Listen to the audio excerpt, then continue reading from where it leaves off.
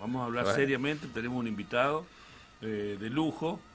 ¿Viste estas cosas que nos damos el gusto nosotros a veces de traer amigos que saben un montón y están entre nosotros y por ahí no le damos el valor que tienen? Nos acompaña el geofísico, primera vez que voy a hablar con un geofísico, así que voy a prestar atención a todo lo que diga porque no sé nada del tema. Silvio Pastore, que además de ser el representante argentino en el Comité Internacional de la Criósfera, algo que vamos a aprender de qué se trata, es profesor de Geofísica, Criología y Cambio Climático en la Universidad Nacional de San Juan. Buen día, Silvio, ¿cómo estás? Un gusto recibirte. Bueno, el gusto es mío, Roberto, José, muchas gracias por la invitación y bueno, siempre es un placer estar en estos espacios, así que yo soy el agradecido. Hablas de un tema y estudias un tema que para los sanjuaninos es muy caro, los sentimientos que tienen que ver últimamente con la preocupación del agua y todo lo que eso significa. Pero antes que eso, contanos, ¿qué es la criósfera? Bueno, la criósfera sería la parte o la componente terrestre que está fría, digamos, o sea, que está por debajo de 0 °C. Eh, Puntualmente en nuestra región, y específicamente en San Juan, tiene que ver con esos sitios que tienen una altitud, que por su altitud, las temperaturas medias anuales son por debajo de 0 grados. Entonces nos lleva a nuestra cordillera, tanto frontal como principal, y es donde normalmente vamos a encontrar al agua en estado sólido, o sea, en los hielos, tanto en los glaciares blancos que conocemos, la misma nieve. ¿Vos estudiás lo que se conoce vulgarmente como los hielos continentales? Nosotros ¿O no? estudiamos los glaciares Los glaciares. y el hielo de suelo, ¿no? Que es otra componente que en alguna manifestación el hielo de suelo puede desarrollar una geoforma que es muy conocida, que le llamamos glaciar de escombro y que está involucrada en la ley nacional o en los inventarios nacionales y provinciales de glaciares en Argentina. Y eso está vinculado al desarrollo de la minería, seguramente. Eh, sí, hay una vinculación directa. Es un tema muy interesante que lo estamos trabajando y discutiendo. Cuando hablamos acá estamos hablando de leyes nacionales, leyes jerárquicas nacionales, que son las leyes de presupuestos mínimos. Son esas leyes ambientales que rigen para todo el territorio y los estados provinciales tienen que igualar o superar en su ejecución, cuando son pragmáticos sobre sus actividades, tienen que igualarlas o superarlas. San Juan, a ser una provincia que ha tenido en algún momento un desarrollo minero interesante y en los últimos años apenas un esbozo de intención de actividad minera, porque la realidad es que no hemos construido, no hemos sido capaces de construir minas. Los principales yacimientos descubiertos que conocemos en la provincia de San Juan, los principales, los más grandes, están en nuestra cordillera, tanto en el departamento de Calingasta como en el departamento de Iglesia. Y en estos lugares, sobre los 3.600, 3.800 metros de altura, es donde encontramos estos ambientes que le llamamos ambientes glaciar y periglaciar, y que son objeto de protección de esta ley de presupuesto mínimo. La particularidad es que esta ley de presupuesto mínimo sale con una prohibición sobre actividades que se pueden desarrollar en esos ambientes. Una de las actividades prohibidas es la actividad minera y la actividad petrolera. Y eso ha generado bastante inseguridad jurídica. A nuestro entender es una mala ley y una peor después reglamentación, incompleta, imparcial reglamentación. Así que lo que venimos estudiando con un abogado sanjuanino, el doctor Gastón Noguera, hace ya más de 2 años, es que este tipo de leyes de presupuestos mínimos de protección ambiental están con base en lo que se llama un principio precautorio, que es un principio que nació en Europa hace allá por los años 90, que lo que tiende es que los gobiernos democráticos, ante la incertidumbre científica, protegieran a la población de algún riesgo. Ejemplo, semillas transgénicas o vacunas, ahora con el COVID. Entonces, se presenta en el mercado una situación, un producto, que científicamente, como no sabemos si le puede provocar daño o no al ser humano, se aplica este principio precautorio y se dice, se suspende el uso de esta actividad, de este producto, de esté bien hasta en cuanto se demuestre que no va a hacer daño. Eso se denomina principio precautorio, es un principio legal que rige. Eso está en la Ley General del Ambiente, la 25675, en el artículo 4, inciso D, principio precautorio.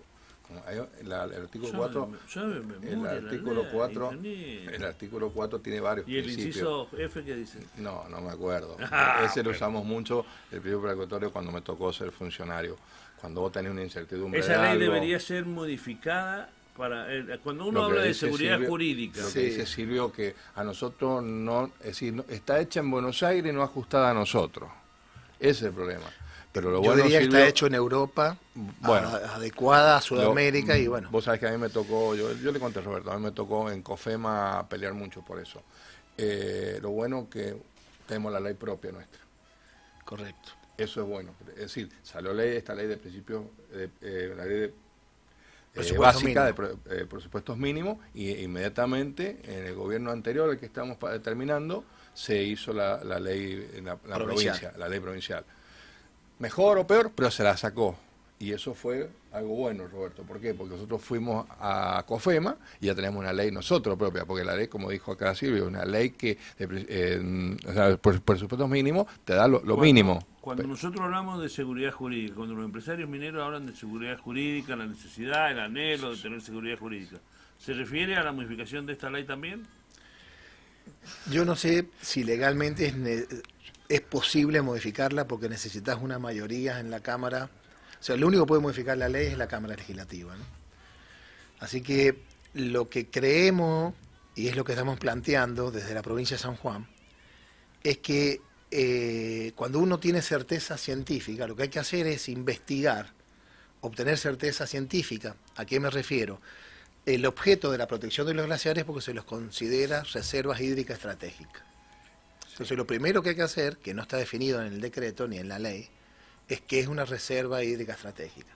Nosotros entendemos que son los estados provinciales, que son los que mejor conocen su orografía y sus necesidades, definan para cada estado provincial qué es lo que es una reserva hídrica estratégica en cada una de las regiones, porque es muy distinta las regiones. Los Andes desérticos son distintos los Andes centrales que los Andes patagónicos, ni hablar de los campos de hielo sur que compartimos con Chile. Así que la situación tiene que ser analizada no en forma general, que es lo que hace la ley, sino en forma particular. Y ahí entran los estados provinciales, que son los que mejor conocen su territorio. Entonces, lo que nosotros proponemos es, cada estado provincial debería definir lo que es una reserva estratégica hídrica, y en función de eso, la ciencia tiene que aportar certeza. Entonces, ejemplo, un proyecto minero quiere desarrollar una actividad donde haya ambiente preglaciar. Hoy está prohibido por la ley. Silvio, te voy a hacer una pregunta. En función, se hizo un inventario de glaciares en la provincia, se hizo un estudio que está, en la ley lo dice, son 3 niveles. ¿Tenés conocimiento si se avanzó en el tercer nivel? Si querés explicar cuál es el primero, el segundo nivel y el tercero. Sí. Termino el concepto anterior y voy a eso porque me parece que es oportuno lo que me estás planteando. Para resolver la ley sin modificarla, entonces la ciencia debe demostrar si ese ambiente preglaciar constituye una reserva hídrica estratégica. Si la ciencia aporta certeza, el principio precautorio se cae. Habrá algunos casos que se demuestre que sí son reservas hídricas estratégicas y en otros casos que no. Entonces así se resuelve el problema o se le otorga seguridad jurídica a los inversores. Ahora, esta ley en el inventario, que es la pregunta que me hace José, que es muy buena, la misma ley indicaba que a nivel nacional el responsable de esta ley es el Ministerio, hoy Secretaría de Ambiente de la Nación, y la unidad ejecutora era el IANIGLA, que es el Instituto de Glaciología que tenemos en Argentina. Y ellos definen las guías para que se realicen estos inventarios a nivel nacional. Y en esas guías definió estos 3 niveles de incertidumbre, digamos. La mayor incertidumbre se aplica al nivel 1, que es conocer cuántos glaciares hay en el territorio y sus características generales, tamaño, ubicación, pendiente. Pero hay estudios remotos, el primer nivel. Estudios remotos, pero tenés que validar en terreno para ver qué nivel de certidumbre tenés. Claro. Eso en el nivel 1. El nivel 2 y la idea es ir teniendo mayor certeza científica, era determinar cuál es la cinemática de estos cuerpos, o sea, cómo están actualmente y cómo se han comportado en el pasado. Toda la parte blanca, o sea, todo lo que uno cuando habla de glaciares, lo primero que se viene en la cabeza es un glaciar descubierto, la parte blanca, que están en un tremendo retroceso histórico, franco retroceso, pero alarmante retroceso en la provincia de San Juan. En 5 años hemos perdido en promedio el 17.4% de área. Quiero aclarar a toda la audiencia que 5 años es un escasísimo tiempo geológico. Nada. Estos glaciares se han formado hace miles de años atrás, 14.000, 15.000, 9.000 años atrás. Entonces hablar que en 5 años hemos perdido el 17% en promedio, hay zonas que hemos perdido 25% del área de los glaciares, en esta sequía es un dato alarmante. Entonces ese es el nivel 2. Y el nivel 3 es el que justamente, el de mayor conocimiento, el de mayor inversión, tiene que determinar cuál es el rol de estos glaciares en los sistemas hídricos. La provincia de San Juan es cabecera a nivel mundial, a nivel Argentina, lo que ha hecho. La provincia de San Juan tiene hecho los 3 niveles, se ha estudiado el nivel 3 de detalle, la provincia lo ha estudiado en el glaciar de Escombro que se encuentra en el proyecto Pachón, se le ha hecho geofísica, se ha perforado, se ha muestreado, se ha mandado a datar hielo, o sea, tenemos el mejor nivel de estudio que hay en un glaciar de Escombro en Argentina. El avance, perdóname, Silvio, el avance que se ha logrado en estudios en San Juan no se ha logrado en el país. No. Eso es el único caso de un glaciar, en el ambiente periglaciar, el único glaciar de Escombro, que es el nivel de estudio en la República Argentina, está en la cuenca Río San Juan. Bien. Te hago una otra pregunta. ¿Cómo haces para determinar la isotérmica de 0 grados cuando vos tenés un proyecto minero?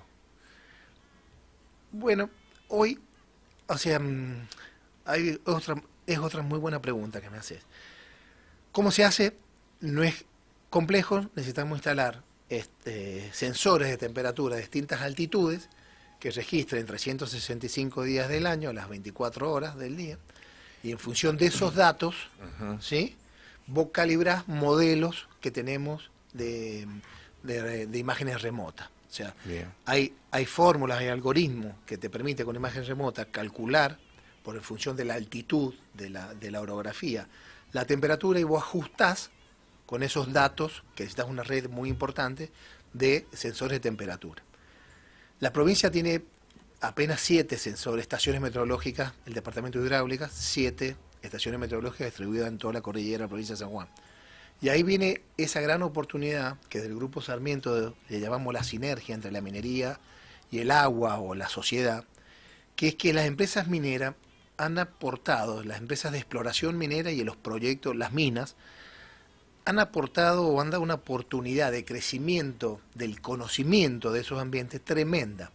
Pero es información que no está disponible. O sea, si el gobierno... La tienen las empresas. La tienen las empresas porque son ellos quienes la generan, la pagan, la administran, la mantienen. Y aparte la tienen guardada por una línea base que hay algún problema el día de mañana. Por supuesto. O sea, ellos no están haciendo nada ahí que no corresponda. Lo que digo yo, y es como una expresión de deseo, y ahora que vienen nuevas autoridades y nos están escuchando, es que hay que lograr una alianza para que esa información sea pública, porque ellos tienen esas estaciones online, ellos las ven en sus empresas online. Entonces, que eso lo hagan, por ejemplo, que le abran una extensión a la Universidad Nacional de San Juan, a la Universidad Nacional de Cuyo, a la Universidad Siglo XXI, a los ámbitos académicos de investigación de San Juan.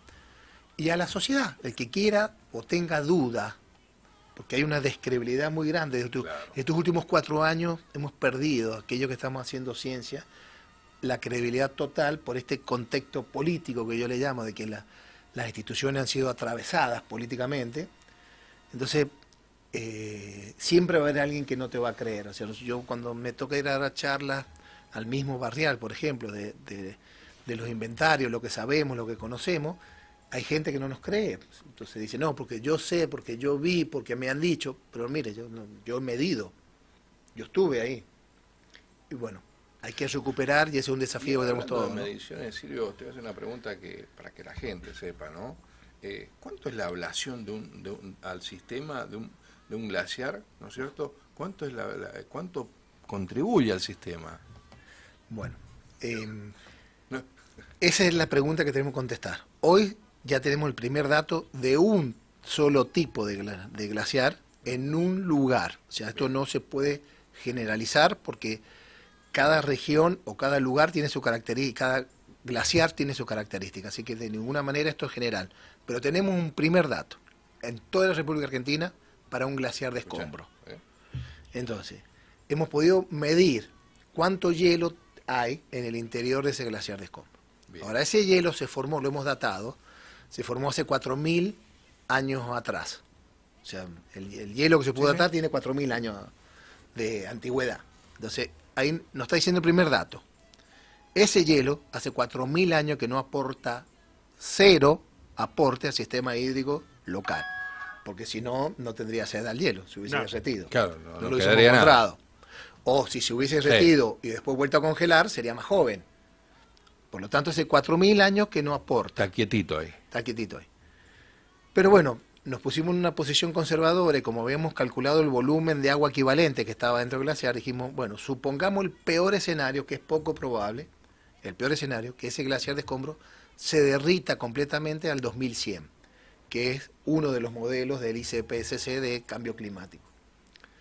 Y en ese contexto, y considerando que solo el glaciar de escombro aportaría agua 6 meses al año, porque en invierno no hay energía para derretir el hielo, ese glaciar de escombro aportaría a la cuenca, donde se encuentra ubicado, 0.24 litros por segundo. O sea, no tengo ni cómo medirlo. Claro, no, los equipos de registro que tenemos para esa zona no tienen ese nivel de traducido precisión. A alguien, a doña Rosa que escucha, ¿cuánto sería si una cuneta que está pasando agua? ¿Cómo harías una comparación simple? Sería por una cuneta que imaginen una botellita gaseosa chiquita de 1/4 litro, va pasando una botellita de esa por segundo. Es muy poco. Es muy poco. No, por eso le hago la pregunta Ahora, a Silvio, porque él es una persona que está en esto y que a la audiencia lo escuche. Has hablado de, así al pasar recién, hablaste de Grupo Sarmiento, de la situación hídrica, y tengo entendido que este grupo en la Cámara presentó un proyecto vincular la situación hídrica con la minería. ¿Qué consistía eso? Bueno, como ustedes bien saben, la provincia de San Juan está atravesando el peor ciclo hídrico de su historia desde que tenemos registros de caudales en el río San Juan. O sea, desde 1909 que se empezó a registrar los caudales en la cuenca del río San Juan, al día de la fecha, la peor crisis hídrica es la actual. Que no se va a mejorar ni el año que viene, ni a lo mejor el próximo. Bueno, ahí te traigo una primicia por ahí. Ah, bueno. Así que después te la doy, la primicia. Estamos saliendo. Entonces, cuando uno empieza a hacer los números y ver cómo es el uso del agua, empieza a ver que San Juan históricamente usa por año entre 1.200 y 1.300 hectómetros cúbicos. Y el río en estos periodos de sequía trae menos 600, o sea, menos de la mitad. En una temporada estamos hablando. Por un año, por un ciclo hídrico completo. Un ciclo hídrico. Un año hídrico. Es decir, en un año trae 600 hectómetros y San Juan necesita 1.200. Ahí está lo que no es lo que necesita, es lo que históricamente usa. Pero mal usa. Bien. La gobernanza del sistema hídrico en la provincia de San La Juan gobernanza. es pésima. La administración. Al día de hoy hay productores que no pagan canon y protestan y no quieren el día de corte. O sea, sí, ese es otro tema, ¿no? Porque los productores... Además, después el calendario de corte no es el adecuado y distribución produce más daño. Y la distribución del agua no tiene relación directa con la producción. Digamos, se le entrega lo mismo al que planta tomate que el que tiene uva Malbec. Exacto. O el que tiene chacra temporal que a lo mejor no sembró, se le entrega igual que el que está floreciendo la vid y necesita el agua. Lo que también sabemos es quiénes son los sectores que usan el agua. Entonces podemos identificar los usuarios. Y hay un gran usuario en toda la región de Cuyo, o en todo el mundo diría yo, que es la producción de alimentos. O sea, el mayor usuario del agua, lógicamente, es para producir alimentos. Así que en San Juan sería nuestra producción agropecuaria. ¿Está alrededor del 83%, puede ser? Supera los años hídricos, depende del ciclo hídrico, porque si vos le haces corta, le bajás, y si es un año normal, le sube, pero anda entre un 83 y un 93% del agua que trae nuestros ríos se destina al uso agropecuario. En función de eso, Silvio, y para que le digas a la audiencia, a Veladero se le entregó una concesión de 100 litros por segundo. ¿Eso cuántas hectáreas de riego en una vid estaríamos hablando? ¿Entiendes la pregunta, no? Sí, totalmente. Si se aplica el código de minería actual, o sea, serían aproximadamente 100 hectáreas, porque es un poco más de 1 litro. El código establece un canon fijo, sino un canon, un valor fijo de suministro de agua, que es 1.1 litros. El veladero, que es la que está en Claro, producción, equivale a 100 hectáreas de pasar. Llegar 100 hectáreas según el código. Según el código. Pero como vos estás entregando del coeficiente de entrega que a vos se te asegura esa cantidad, se le entrega un 0,3, o sea, en vez de entregarte 1 litro por segundo, te entrego 0,3, en vez de ser 100 hectáreas serían como 300, pongámosle 500 hectáreas. O sea, la mina Veladero en este periodo de sequía, se puede, para explicar, ha consumido la misma agua que una finca de 400 a 500 hectáreas de vid. Claro. Que en relación a la producción es ínfimo. Y en función de la exportación... Porque no tengo toda la cantidad de hectáreas que nosotros tenemos destinado a la producción. Sí, la diferencia es abismal. Claro, la diferencia es abismal. Claro, no, por esa es la pregunta que la hago, sirvió para que la gente escuche que la minería, si bien es un usuario más, pero no es el gran usuario. No es el gran usuario, pero tampoco hay que plantearlo como que tenga... No es necesario, no se ha identificado la necesidad de que estas actividades compitan, o sea, perfectamente las dos actividades San Juan las puede desarrollar, que era el punto donde arranqué mi explicación. O sea, la producción agropecuaria ha estado acostumbrada a usar 1.200 hectómetros cúbicos, pero ya hay cálculos que han hecho instituciones como el INTA, el INACRA, la misma Universidad Nacional de San Juan, que para regar la producción actual no necesita 1.300 hectómetros cúbicos, necesita apenas 600, que es el peor caudal que trajo el río San Juan. Porque han optimizado el tema río. Porque tienen que optimizarlo y a dejar de regar por oferta, o sea, yo te doy 1 litro por segundo siempre, a decir, te doy el agua cuando la planta la necesita. Claro. Ahora, eso significa un cambio de infraestructura, de distribución y también de hacia adentro de las parcelas de riego. Eso necesita tiempo y dinero. Entonces, ahí viene la autocrítica que nos hacemos como sanjuaninos en el Grupo Sarmiento. O sea, ¿qué hacemos? ¿Sigo construyendo diques, me gasto 1.300 millones o nunca sabemos qué cifra se gasta? Porque hay tantas después obras anexas. Redeterminaciones. Sigo construyendo diques, ¿sí? O esa inversión, o estadios, o velódromos, o cartódromos, o reconvertimos nuestro sistema de distribución de agua para un uso eficiente que no solo le va a traer beneficio al productor, sino que va a permitir ganar mercado en el extranjero y entrar divisas a la provincia. Lógico. Para aquellos que creen que la minería es una amenaza en el uso del agua, recién hablamos de 400 hectáreas. San Juan tiene cultivables 50.000 hectáreas. Por eso, es un número que lo manejaba y lo conocía, pero bueno, yo quería que lo dijera alguien de la universidad, ¿no? Correcto. La idea era que lo dijera alguien del ámbito académico, ¿no? O sea, no me crees a mí. No, a vos sí. No, pero que me molesta. Allá en Rivadavia, en su casa, te tienen que creer, no, yo no. Ahí me creen más que aquí. Silvio, ¿ese proyecto determina qué cosa? Lo primero que determina el espíritu del proyecto es demostrarle a la sociedad que no hay una competencia entre la actividad minera y la actividad agropecuaria. Y lo que sí hay es una sinergia que potencia la actividad agropecuaria, porque las actividades mineras tienen altas tecnologías y tienen un uso eficiente, histórico, uso eficiente de recursos hídricos. Entonces hay que copiar eso para llevarlo a las otras actividades industriales y además se puede obtener financiamiento, que es lo que plantea la ley.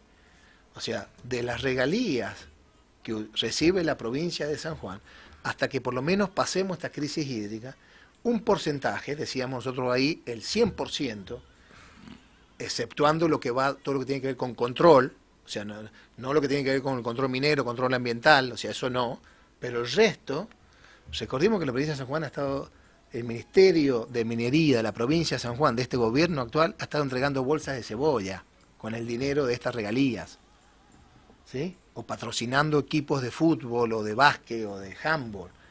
Que es espectacular la idea, pero no es la función del ministerio y el dinero no va ahí para eso. Y ese era el mejor de los casos. Recordemos que desde esta emisora, y me hago cargo de lo que digo, venimos reclamando una explicación de qué pasó con las regalías mineras de los últimos 10, 15 años en San Juan, donde las versiones indican que la obra de mayor tecnología que se habría hecho son cordón cuneta en un departamento. Entonces, digamos, se contrasta este uso ineficiente de los recursos económicos que genera la minería con la ineficiencia en la gobernanza del recurso hídrico.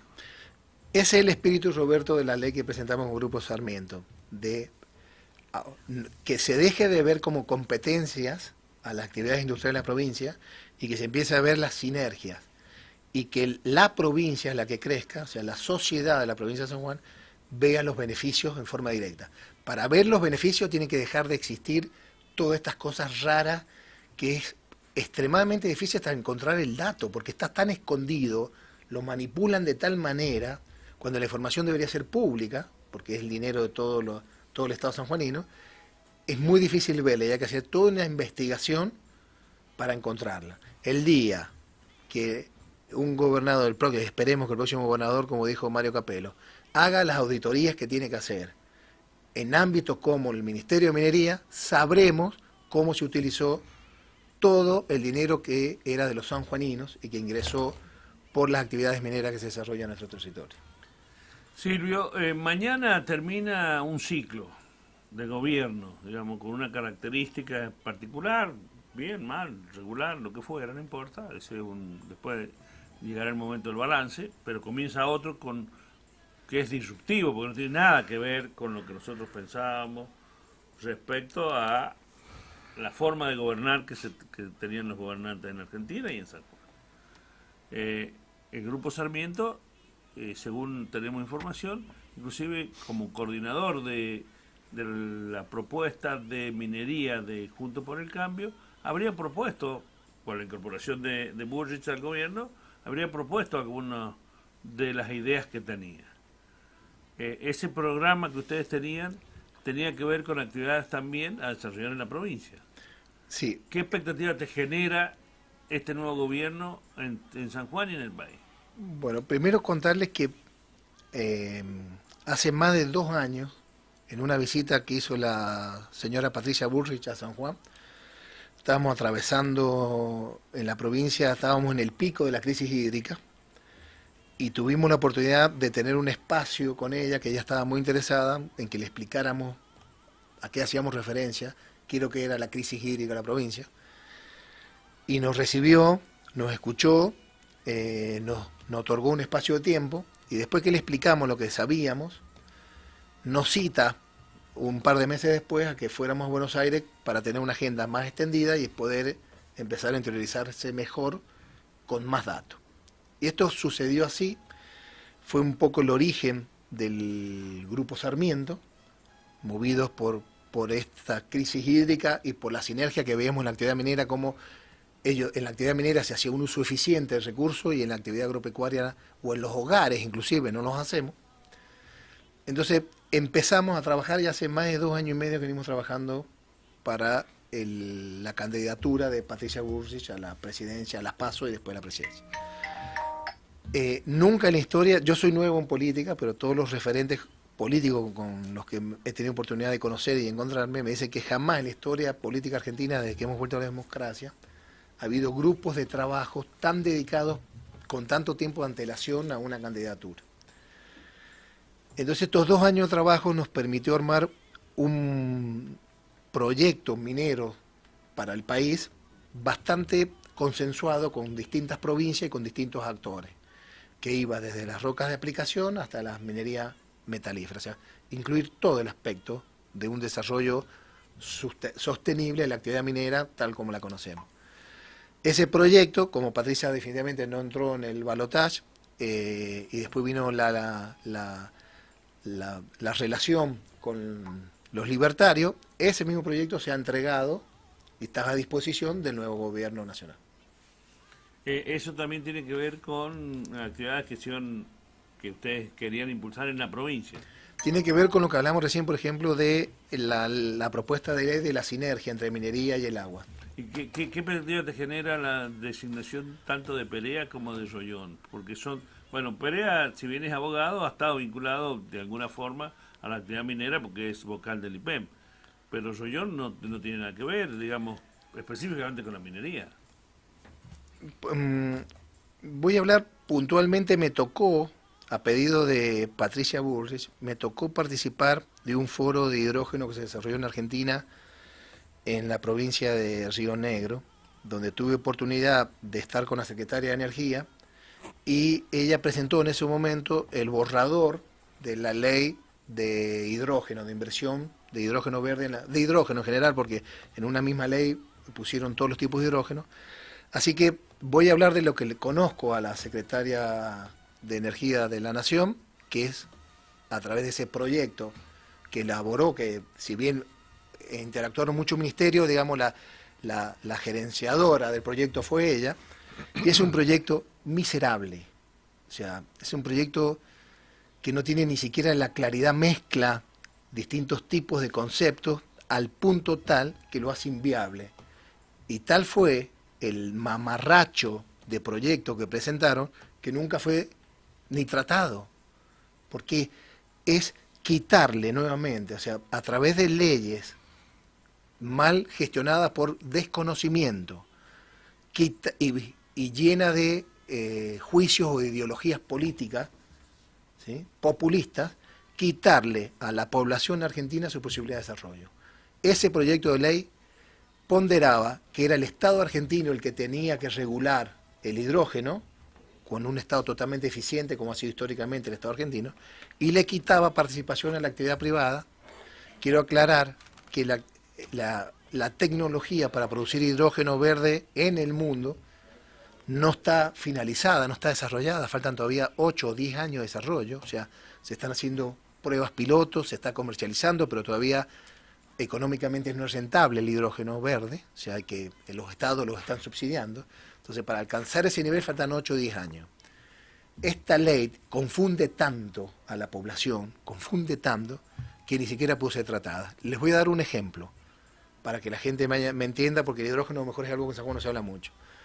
El tema del carbonato de litio en Argentina. Sí. Se ha hablado tanto de agregarle valor agregado que hay que hacer las baterías, es el mismo concepto, o sea, se están haciendo inversiones millonarias, el Estado argentino está haciendo inversiones millonarias para que produzcamos baterías de litio en Argentina.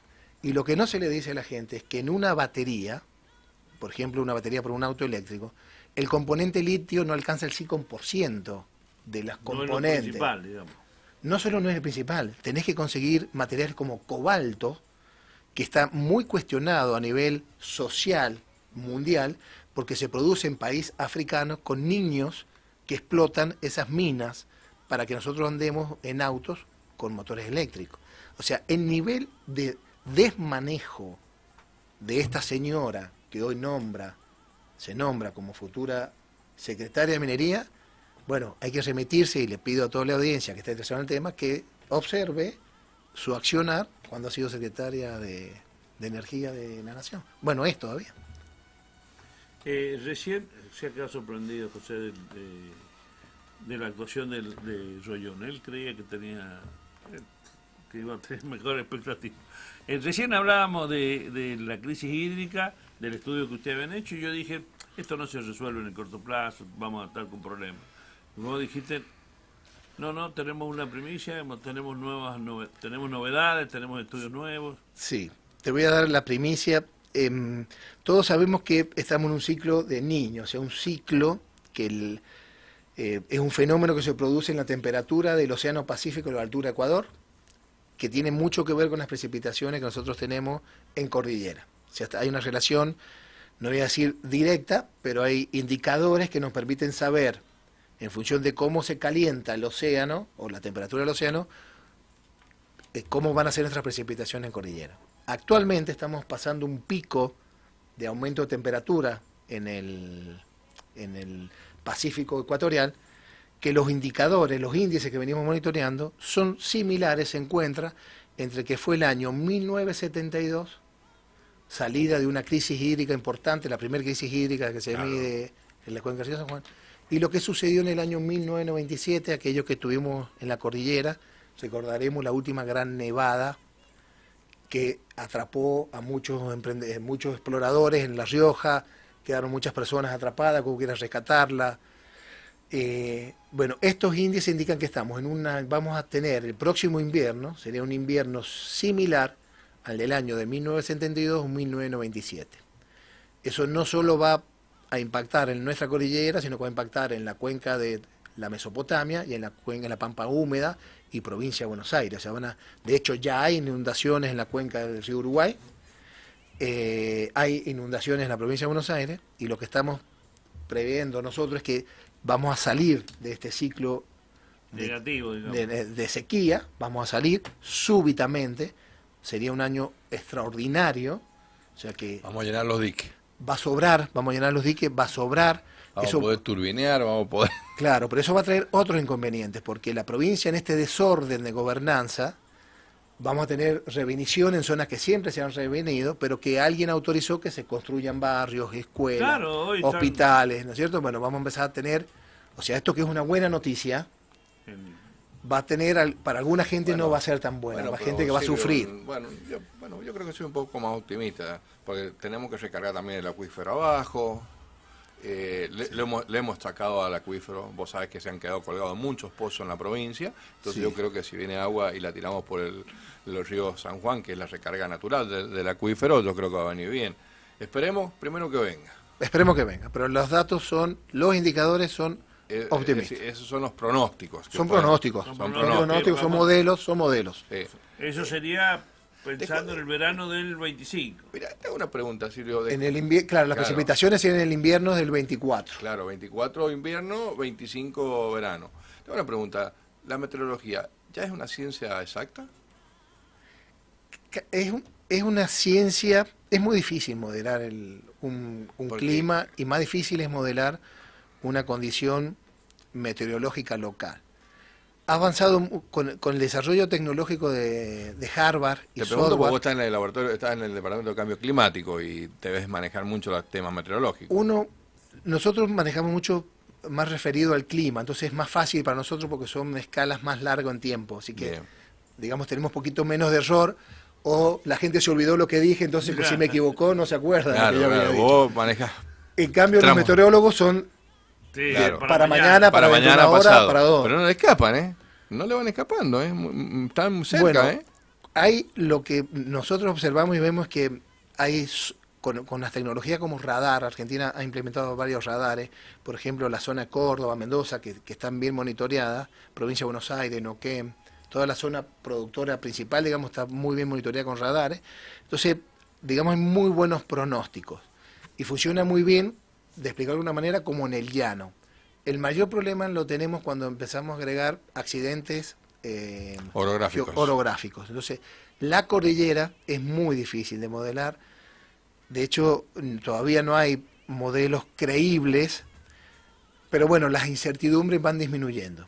Lo que hacemos es tomar algunos índices del clima, por ejemplo, los índices del fenómeno ENSO, y ver a índices similares qué pasó. Como ya tenemos 100 años de datos aproximadamente, un poco más de 100 años, nos permite hacer como un análisis cuantitativo, ¿sí?, de cómo se está comportando el clima. Y eso es la primicia que les decía, el invierno que viene saldríamos del fenómeno, de carencia. Eso tiene que alertar a todas las empresas que están trabajando en alta cordillera, porque como vienen con años de tanta sequía y no les ha nevado, que no se confíen, que no descuiden sus planes, sus planes de mantenimiento, de apertura, de despeje de nieve, porque podríamos tener nevadas extraordinarias a partir de abril. Mendoza, lo de Mendoza es increíble, no se explica. Las paredes de nieve que se ven en la foto. Para mí es difícil de comprender por qué Mendoza, o sea, ¿Por qué no pasa en San Juan? Exactamente. Una línea, che, allá sí, esto no. Sí, como una lluvia, ¿viste? Cuando llueve de aquel lado de la calle y no llueve de este lado. Y esa línea es orográfica, es la parte más alta de la cordillera de los Andes, que es la Concagua y el Mercedario. Claro, ahí está la línea. Ahí está la línea. Mirá, bueno, quiero hacer una última pregunta. Lo voy a cambiar. Ya lo tenemos acá. Sí, no, pero es que si no, te voy a cambiar 180 grados las preguntas, los temas.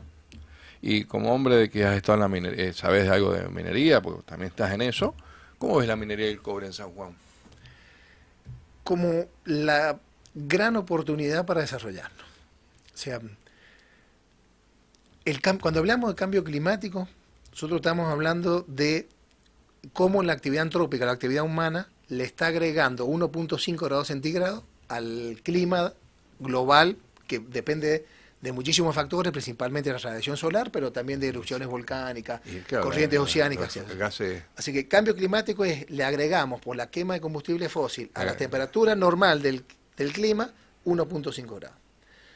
Entonces hay con muchos lineamientos para detener lo que no supere el 1.5 o disminuirlo. Y eso tiene que ver con la transformación de la matriz energética. Dejar de consumir tanto combustible fósil y empezar somos combustible fósil dependientes. Exacto. Sí. Para hacer ese cambio hay lo que se denominan minerales críticos necesarios que han sido declarados por estados como Estados Unidos, la Unión Europea, ha dicho, señores, estos son los minerales críticos que necesitamos. Sí. El principal mineral crítico es el cobre. ¿Cuántos proyectos tiene la provincia de San Juan ya en carpeta para construir? Por lo menos tiene 3. Bueno, 8 en Argentina. Ahí es donde viene ahora la continuidad de las políticas de Estado, porque no solamente porque el proyecto se puede factibilizar, Silvio, sí, pero el problema es cómo saco el cobre. Y ahí es donde el Estado tiene que trabajar. No va a venir el inversor privado a decir, yo te voy a hacer la ruta, yo voy a hacer la red vial, voy a hacer la línea eléctrica. Cuando uno habla con los empresarios, lo primero que te piden es una estabilidad macroeconómica. Si esto del desdoblamiento del dólar, si esto es una... es inviable para el inversor privado. Sí, se va. Se tiene que ir y ahí empezaremos a conversar, o espero que los gobiernos empiecen a conversar, esto que vos estás planteando. Habrá que ir solucionando cada uno de los problemas. La infraestructura es crucial, pero bueno, una infraestructura de un proyecto minero puede potenciar o desarrollar otros proyectos. Sumar los otros. Qué lujo. Hoy día ha sido un día de aprendizaje. Seguramente nuestra audiencia lo va a agradecer, por eso es que nos siguen así tanto tiempo. Estamos cumpliendo con los objetivos que nos planteamos, José, que era no solo hablar de minería y de las empresas mineras, sino hablar de ambiente, hablar de las dificultades de la hidrología también, que tiene que ver no solo con la minería, sino con la producción, el consumo y demás. Así que el aporte que ha hecho hoy Silvio es... invalorable. Muy valioso. Lo vamos a seguramente invitar el próximo ciclo del año 24 porque enaltece un poco el contenido de lo que hacemos. Silvio, muchísimas gracias. Gracias a ustedes, dicen cosas tan lindas de mí que voy a venir más seguido seguramente. Esa es la idea. Nosotros nos despedimos como todos los sábados, ya nos queda...